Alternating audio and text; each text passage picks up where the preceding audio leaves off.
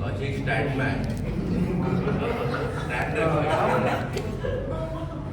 What does this paragraph mean? The great tree rebuilt its rings of 200 years.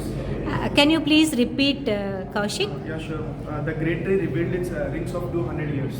The great tree revealed its wings of 200 Rings of years. 200 years. Sure, Kaushik. I'll clarify your doubt.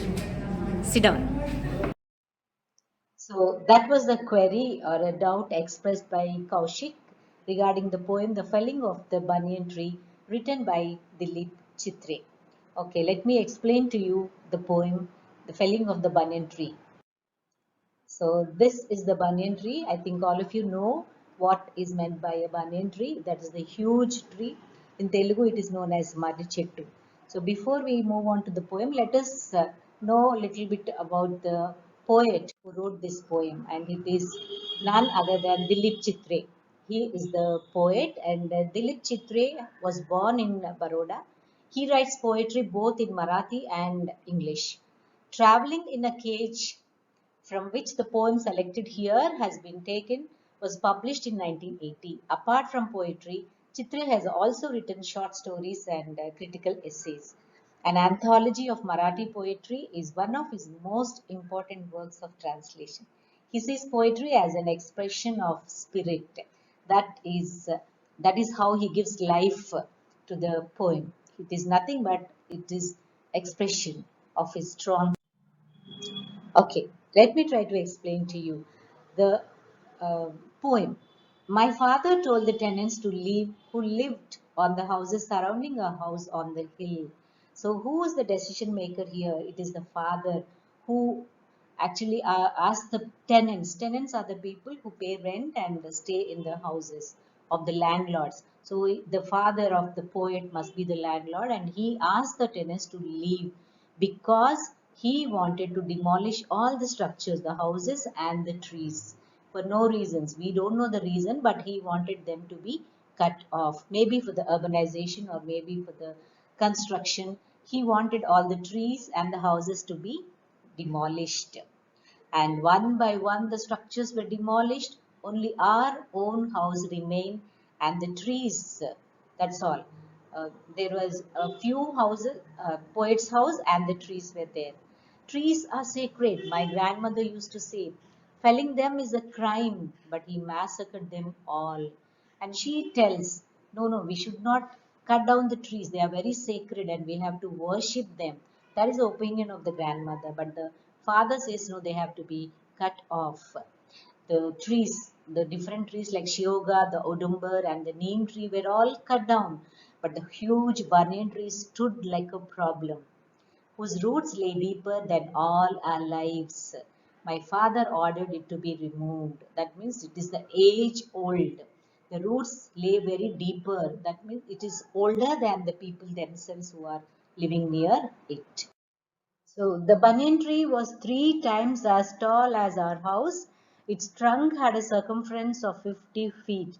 Its straggly aerial roots fell to the ground from 30 feet or more. So first they cut the branches, sawing them off for several days, and the heap was huge. Insects and birds began to leave the tree.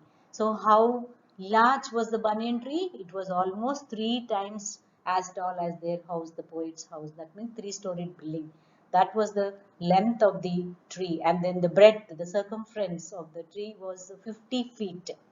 That huge it was. And then the people came, and then they started cutting the branches first, so that it would be easy for them to chop off the tree.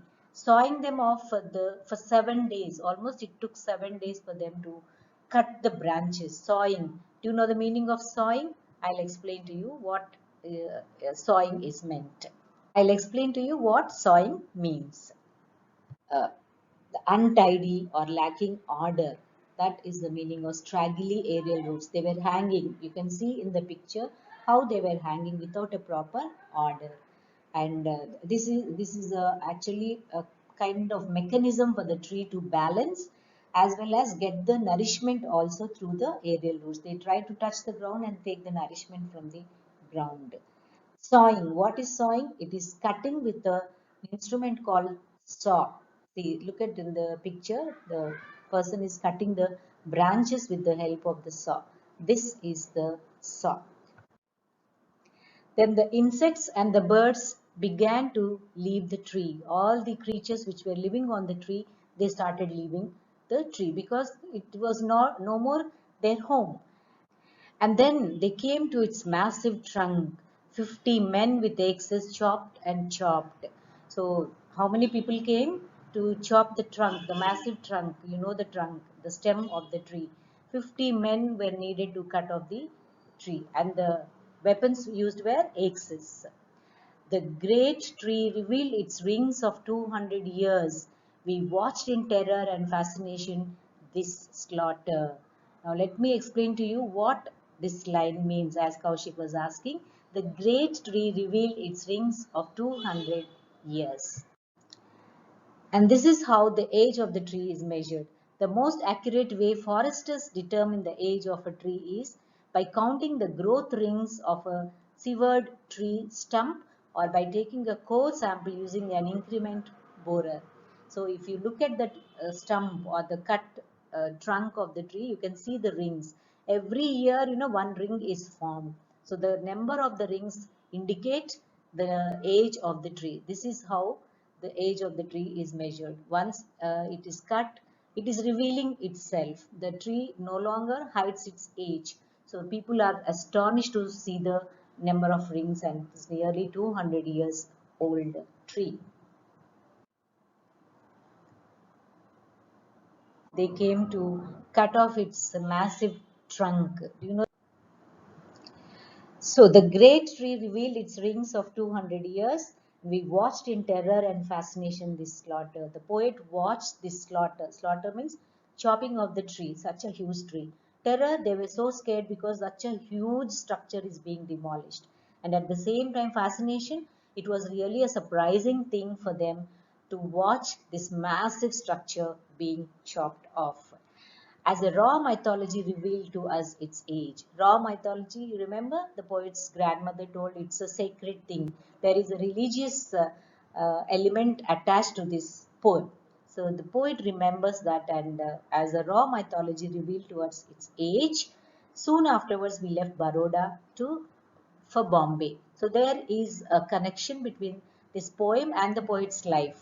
As the poet has to leave this very fondly loving place, Baroda, which is full of greenery, and he has to move to Bombay, that is the present Mumbai. He did not like it, but he was helpless. He has to go along with his father. So that was the metaphorical comparison between the felling of the banyan tree and his family moving to Bombay.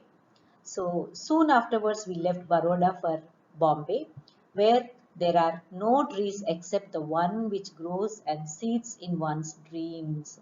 So in Bombay, how was the ambience? There were no trees. Only one tree they used to see that was in their dreams. And the tree was seething. The meaning of seething is very angry because it was desperate and its aerial roots looking for the ground to strike.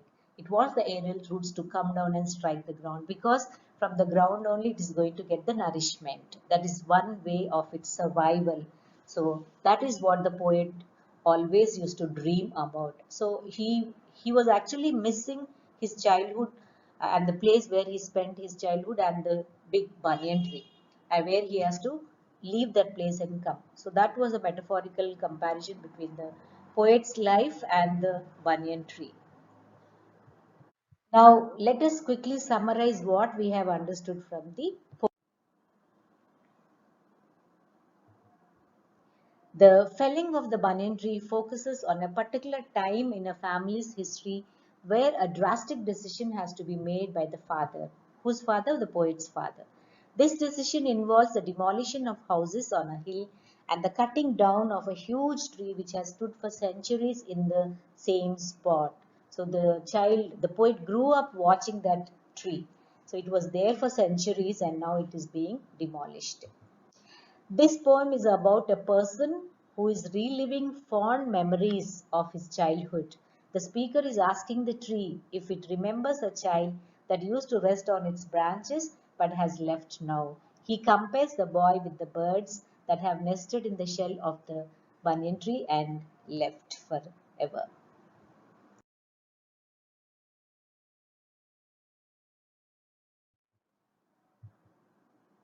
And in the shape of the banyan tree, there is the symbol of family itself. The great rooted tree representing centuries of living, of connection between earth and heaven. There is a mythological connection. They used to worship the tree, the grandmother and all, they used to worship the tree. The felling of the banyan tree explores a special time in the life of a sensitive speaker when family roots were torn out, when the old way of life had to give way to the new. They had to shift from Baroda to Bombay. It is an autobiographical poem. I told you there is a connection between the poet's life, if you remember, being Dilip Chitre's exploration of a time when he was uprooted from Baroda to the city of what was then called Bombay, modern day Mumbai. So the banyan tree is a metaphor for his life, for the family's upheaval. And the man responsible for the move is none other than the father, representing all that is masculine, dominant, forward looking, and destructive. The use of the words that reinforce this idea of masculinity versus femininity theme, of destruction versus conservation to be noted. And do you all remember the words? These are the words: demolished, massacred, removed, terror, slaughter. These are the negatively connotated words which tell the aggressive nature of the people, especially the masculine people, the men. The father is the representative of men here, who is the decision maker in the family. And the grandmother is the representative of femininity, who is very sober and very soft natured, like sacred. These are the words which tell us that sacred, deeper, revealed, fascination. These are the positively connotated words which we have to identify in the poem. So contrast this with the traditional knowledge of the grandmother representing all that is feminine, the past, the nurturing, religious and conservative. This patriarchal versus matriarchal theme is central to the poem, the speaker appearing to favor his grandmother but is helpless to stop the inevitable momentum of progress as applied by the father, because the poet cannot take any decisions because he was very young. The father is the person who makes all the decisions. So there is a contrast between the femininity and the masculinity, indirectly telling that the men used to make all the decisions, the family decisions. And there is a mention of raw mythology. I would like to explain to you what this raw mythology refers to. In the Hindu religion, the banyan tree is called as Vatabriksha, is a symbol of the triumvirate, that is the three lords. The Lord Vishnu resembles the bark, and Brahma is relevant to the roots, and the Lord Shiva is synonymous to the branches. It brings life and fertility. This tree is a symbol of life and fertility. So when we talk about life and fertility, this also reminds another divine element attached to the tree of life, which we have seen at Bahrain in the Middle East. Come on, let us all go and have a glimpse of this tree of life, which still exists. It's nearly has been there, that too in the desert. The entire land is desert, and only this tree exists there. That is a miracle on the planet, they say. The tree has been there for more than 400 years. Let us watch the tree. Come on. Bahrain is a very small country. You can see it here near Saudi Arabia, and it takes nearly 4.5 hours to travel from India to Bahrain. Come on, let's move to Bahrain.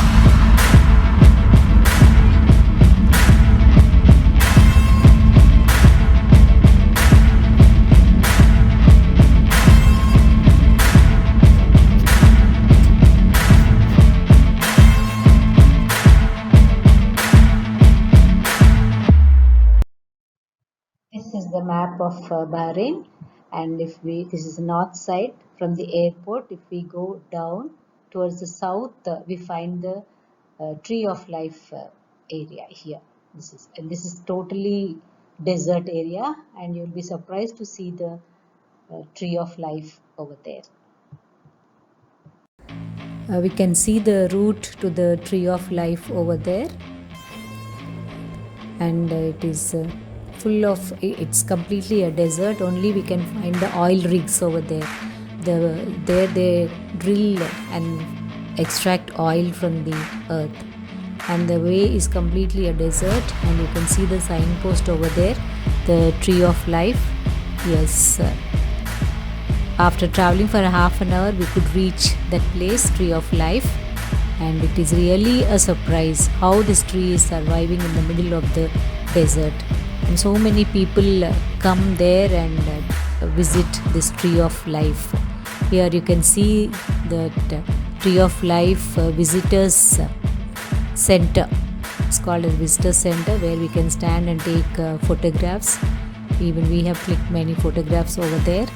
And you can see that tree there, such an enormous tree, and it's been there for more than 400 years, and it is really a miracle. People are still wondering how this tree is surviving there. Such a huge tree is surviving, and there are many theories regarding this, and still the research is going on. One theory is, this tree has a miraculous capacity of absorbing moisture from the water grains, it seems. And another theory, the roots might have gone so deeper into the earth, there might be a water resource underneath the earth. That is another theory. And whatever it is, people come here with lot of reverence. They worship the tree. This is a beautiful gesture to show our regard to the nature, to the environment. And we also went there, and we felt so happy watching that such a huge massive tree. So when I was teaching you the felling of Banyan Tree, I remembered this tree. Even we offered water to express our reverence over there. And I know that water is not sufficient over there, but it was just a simple expression of reverence. We offered water, and yes, you can see there nearby, there isn't a single tree or any sign of greenery. It's totally a desert, completely a desert it is. And it is such a miracle how this tree is surviving there without anybody giving water or anything. So that was a beautiful experience. I collected some twigs as a memory of the tree.